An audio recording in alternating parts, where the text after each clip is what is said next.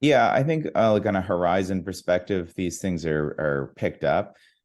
How much they, NATO planners, for example, agonize over these things, I think is minimal. But again, I would point to the strategic concept paper, which is their sort of their large white paper. It does reference a lot of these things. NATO still fundamentally is involved, is focused on traditional conflict and traditional conflict in the transatlantic sphere. So, I mean, that is their bread and butter, and obviously what they're, what's keeping them up at night. But that being said, I think they're realizing that in future conflicts, things get blurred. When you have NATO members who may have assets, commercial assets, cyber assets, et cetera, that are outside of the traditional theater of operations, those also need to be taken into account.